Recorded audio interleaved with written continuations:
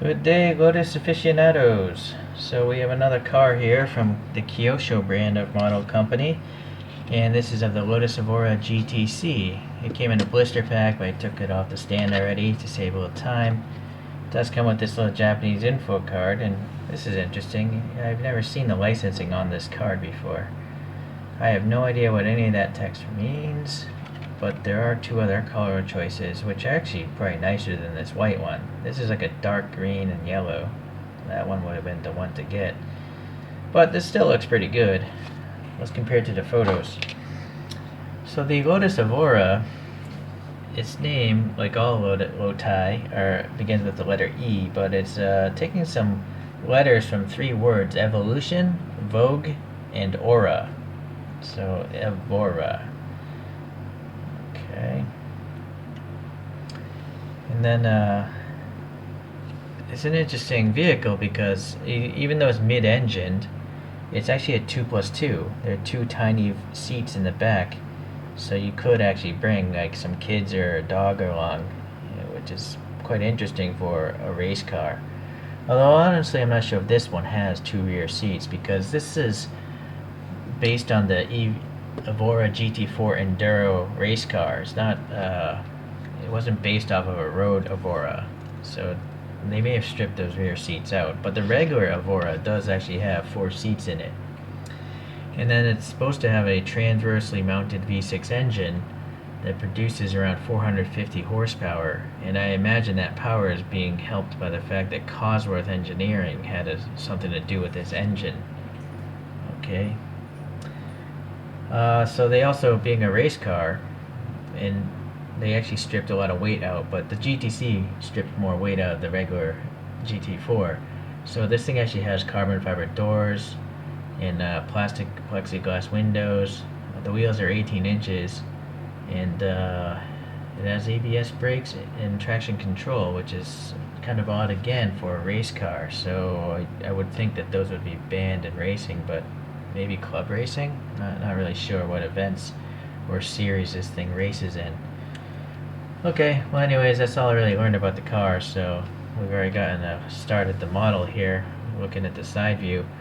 I would say those wheels are relatively accurate. They look similar to what I saw in the photographs.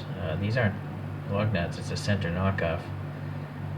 Okay, so unfortunately because it's a white paint, you can see some of the casting showing through there. But it's nice to see that they molded in that vent. It's not like printed on.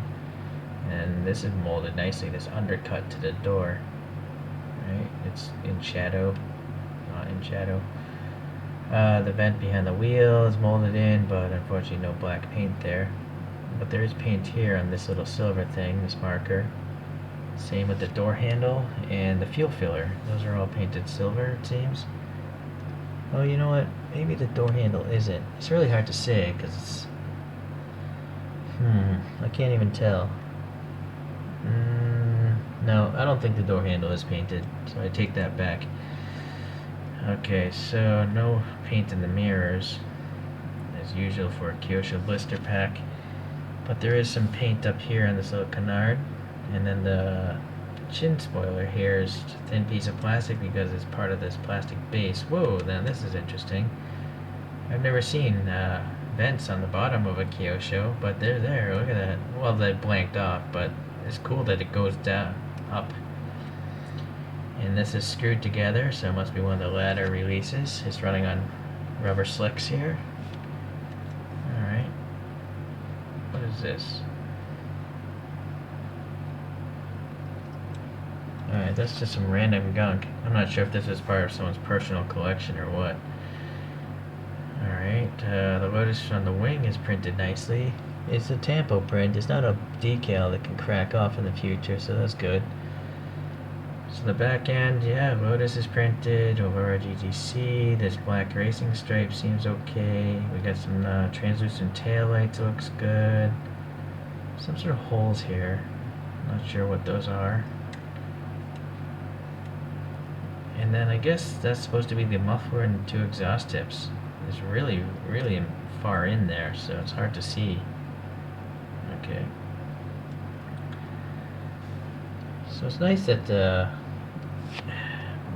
camera has a hard time between the black and white here for some reason, but it's nice to see that the base is containing all this diffuser, and it actually comes up here. There's a little horizontal wing there. Hopefully you can see. Yeah, there. Okay, the wing struts aren't too wide. The wing is pretty good, actually, pretty thin. There's a pretty lame engine detail, but it's better than nothing, I guess. And then we got some molded in black recesses here. Seems to be a fuel fill on both sides of the car. Let's look at this stripe. It's pretty well painted. It seems relatively straight. I don't see it being warped or off, so that's good. There's some black paint here, here, and then this Lotus badge. Let's see how good it is. I can almost read Lotus. Almost. Look at the headlights. Those are nice. I mean, there's a clear lens, but there's also a lot of silver detail behind it. I mean, it looks like there's an actual lamp there, so that's pretty good. And it's got a little black section for, what is that? I don't know. Is it for like like fluid to shoot out? Or is it just a styling element? I'm not sure. Seems to be some black texture here in the grille. Sounds like it's plastic, so that might be a separate piece, or maybe it's part of the belly pan. It's nice that this curve goes under here. That's pretty cool. Alright. And then you got these Fender Flares, and you got the little dots casted in to look like the body screws. Pretty muscular looking car. No, I didn't even notice there's some black here as well.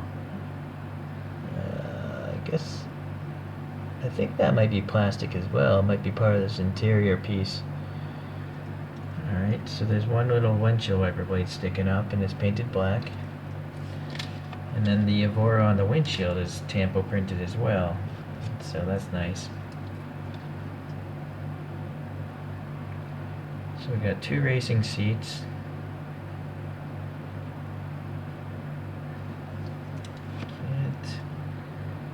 Well, yeah, there's a steering wheel there. Not much in the center of the cabin.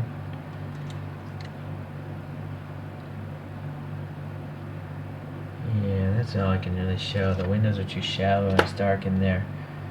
All the windows do have a blackout printing on them, so that's nice. Okay, well, I gotta say, it's a nice model, and pleasantly, other than this gunk here, which I'm wondering,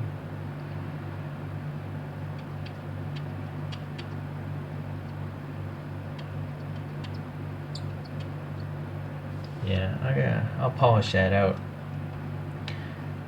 So, oh boy, there it is. There's something wrong right there in the roof. I don't know if that's contaminant or paint rash starting up. So I was gonna say it's a perfect model, but obviously it's not. It's close though. Maybe it's like a 98%, 97% perfect. And I do have a couple other Lotus that would be from this more modern era, where the chassis are extruded aluminum, bonded together, kind of like airplanes. And the car that really started all of that was the Lotus Elise. Here's the first generation Lotus Elise, also by Kyosho. And you'll see the Elise is a really small car. It's really minuscule. I've been in one. It's a really tiny car. But that's what makes it handle so well, like a Lotus should. The Evora was more of an evolution for taller people.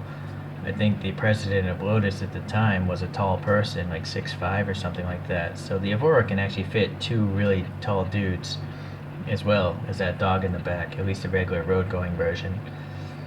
Okay, so that's enough for that one. And then I do have this Exige, which is by Kyosho, but unfortunately it came with a broken wing, meaning the wing was actually missing.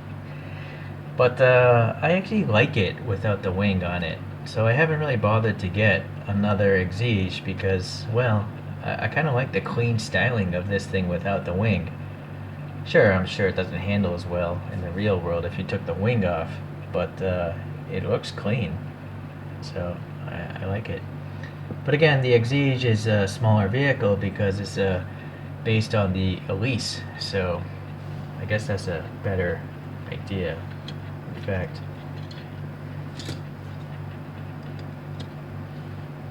There you get an idea about the size and how that +2 interior extends out the size of the Evora.